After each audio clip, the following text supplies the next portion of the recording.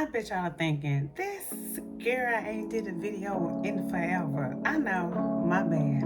But I'm back and I'm here to talk to y'all from the hallway. I got a promotion. So what? Let's get into it.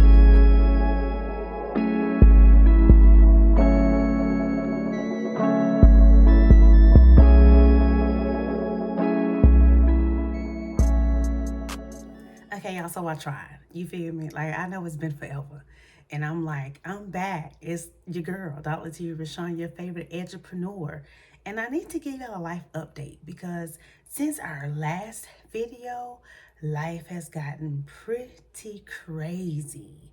And I'm here to share my skills, the things that I do to help you live a purposeful life, set goals that motivate you, create a plan and work the plan. And then if all that fails, revisit the plan and work some things out because I'm all about personal transformation. And I'm telling y'all, because I wrote certain things down, that is why I am reaping the rewards of the greatness that's going on in my life right now. So let's get into it. So here's a little back history, okay? I entered the field of education in 2008. I was a year removed from being active duty Air Force, and for the past 14 years, I was in somebody's classroom teaching English. I was a tap teacher. I'm talking about like alternative preparation program for educators. I was going to workshops, learning how to be a teacher while teaching. And because I'm kind of a fast burner, I finished my portfolio within a year and a half. Like, yeah, I was in the classroom and I mastered all of my standards and all of my skills, but it is what it is because I was able to move forward. And then my second year of teaching, 2009, 10, I decided I want to go back to school. So I went back to school. Me and my mentor teacher, we did an accelerated specialist program, and I got that in the curriculum and instruction. And again, I'm just like, I have got to do more, and I'm always doing more because even when I achieve one thing in my life, I feel like, okay, next. And that's just who I am. It's not because I'm trying to prove a point to anybody. I just like to do things as a challenge to myself, which is why I finished TAP early, which is why I went on ahead and got an advanced degree. And then let's count.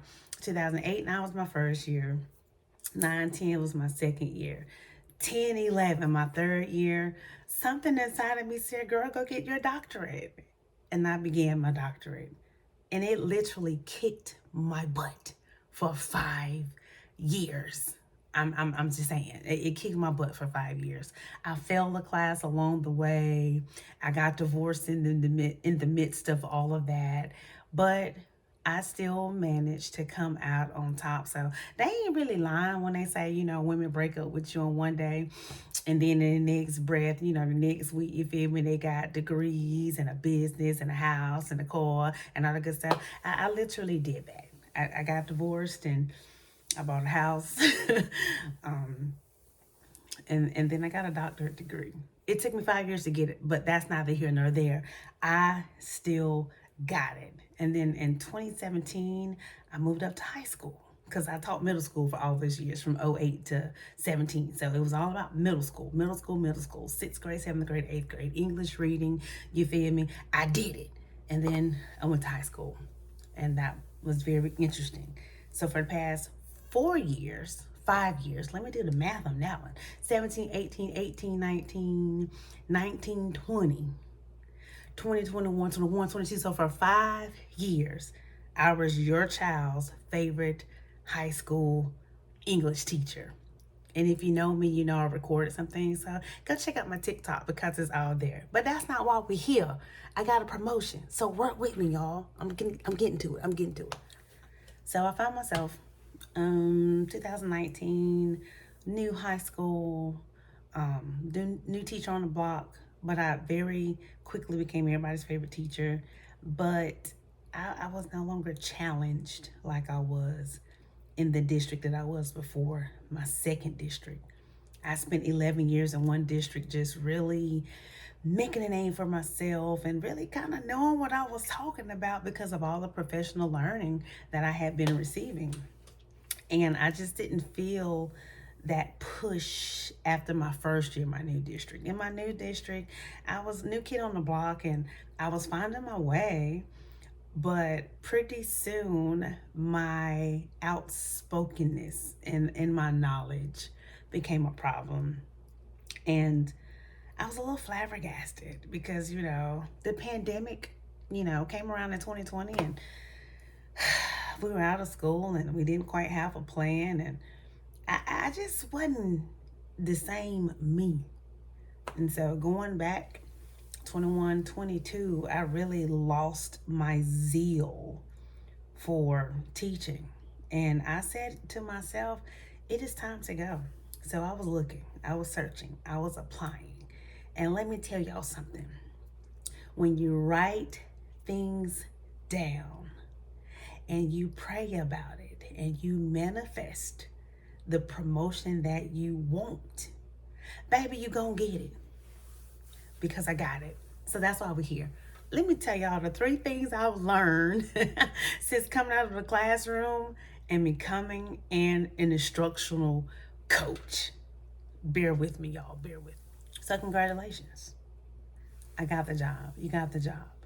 And at first, when I talked to my hiring principal, I was going to be the literacy coach and I was going to be helping the other coach who was working in math and science. And I was going to be more so ELA and social studies, helping them embed those reading strategies in their lessons and their lesson plans and vocabulary acquisition and exposure and all those great things. Because when you are in an inner city high school, and you are in an inner city school district, there are just some things our kids don't know. So I was going to be very instrumental in helping teachers help kids that just didn't know. And I was excited about it. And then I found out I was going to be coaching by myself. Small problems for a big fish. Because, baby, she got it. I got it. But it humbled me very quickly. So lesson number 1, learning how to coach and be an effective instructional coach has been very difficult because I don't want to come in as though I'm telling on you because you're not doing what you're supposed to do. I don't want to be that person that you feel like you can't trust me because I'm finna run to the principal and say, hey, X, Y, and Z is going on. I didn't want to be that person. I really wanted to build relationships. And as hard as I tried to build the relationships, I realized that in some situations, my efforts were not reciprocated. And that's okay because I expected that. You know what I'm saying? Like, I went back into a school that I used to be at. And I'm not only going back to a school that I used to be at, but going back to a school where I'm no longer the peer that's teaching, but now the peer that is giving you professional learning and professional development and coming to your classroom. That's difficult because if someone that I knew previously came into my classroom and was like, girl, I'm your new coach, I ain't gonna say I would feel some type of way, but I would feel some type of way. You feel me? Because you better not tell on me because I'm hard-headed and I'm gonna get the job done. It just might not be what you want me to do, but I'm gonna still get it done how I need to get it done. So it's been tough navigating that. So that's lesson 1. Being an effective coach is really, truly tough, but I'm working on it. I promise. I'm working on it. Lesson number 2, baby.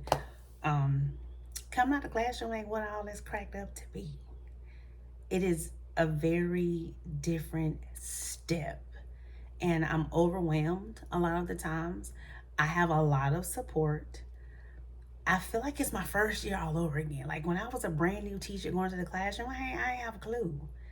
Now, as an instructional coach, and I'm on the opposite side of it, and I'm going into the classroom trying to be a resource provider or trying to be a classroom supporter or trying to be, a data expert or helping people really become content gurus and all that good stuff. It is tough because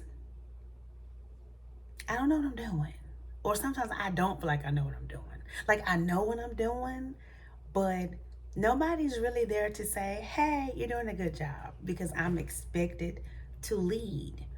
And I'm expected to lead in a way that my teachers trust my judgment. Because when we sit at the round table and it's the core leadership team, our conversations are very different. And then when I'm sitting in a professional learning session with a group of teachers, that conversation is very different. So I'm fighting for my teachers even when they don't know. And when I ask certain questions, it's kind of like, well, this is what we're doing. Okay, this is what we're doing, and this is what we're going to do. So I have to tell the teacher sometimes, don't bite my head off, baby. I'm here to do what I can do to support you. And I think it's very different now because this is like the first year with no protocols in place as far as COVID is concerned. No protocols in place. So you have to come to school every single day. And if you get sick, you let the school know, and you're out of school for your 5 days and you come back. But all of that taking 2 weeks off, and tracking who sat near and who was there, and seating charts and all that good stuff is out the window. So yeah, it's overwhelming, but I am learning that I do have support, and it feels a lot like my first year. But what I've learned is lean into people that are helping the process and moving along. So that's lesson 2. Y'all still with me? Okay. All right, here we go. Lesson 3. I am learning that I'm capable. Okay. I didn't really doubt myself taking this position. I just knew that it was going to be different. I knew that I had the skill set. Because see, back in 2016, I wanted to do what I'm doing now, but it wasn't my season. It wasn't my turn. And now that I'm in the midst of it being my turn, I'm having difficulty living in the moment because I really want to be a good coach. And I'm being stretched, and I'm having to think out of the box, and I'm having to figure out what my next step is in this position. Because again, like I said in step 2, people have to understand that coming out of the classroom is a really big deal. And now that I'm not in the classroom, I get to see a little bit more of what administrators deal with. And I'm beginning to see a little bit more of how, when you're in a leadership position, how you get pulled a little bit more than others. And sometimes teachers really don't get to see that side of education. So yeah, I got a promotion, but I'm still me. And I'm thankful, and I'm learning, and I know that there's more. So what I've learned so far, as I'm sitting and talking to y'all in the hallway, is that number 1, I can be effective. I just have to find my own way. Number 2, I have support, even though I'm overwhelmed and it's feeling like my first year all over again. I just have to learn the right people to trust. And number 3, I'm capable. And I'm going to leave you with this message. So are you. Now that I've gotten that out of the way, listen. Your girl, LaTilya Rashon, I ain't going to say I'm back, but I'm back. Because I'm figuring it out. And I wanted to give y'all an update. Because, hey, baby, I was in the hallway with y'all, very excited to share my journey. And then I fell off. But I'm human, okay? Chartered to my mind and not to my heart. I just happened to be on fall break, and I decided to come holler at y'all. So I'm going to need y'all to continue to like, share, and subscribe all the goodness that she is. Because I'm going to have a more update for y'all. I'm going to have some more updates for y'all. I might not be here every week. I'm going to try at least twice a month. Is that a deal? Okay, deal. Go follow me on all my social media. I am LaTilya Rashon, or just call me Doc on TikTok, because, hey, that's where I live my life. But I came, I saw, I conquered. I love y'all. I hope y'all love me back. Smooches.